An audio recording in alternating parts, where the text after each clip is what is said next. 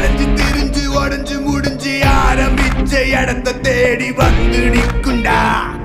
எல்லாம் முடிஞ்ச பின்ன எரிய போறோம் புதைய போற சொர்க்க நரகம் போனதுக்கு சாட்சி இல்லடா. இந்த நொடி இருக்க வாழ்ந்துக்கோ, நேரம் நல்லா இருந்த வாழ்ச்சிக்கோ.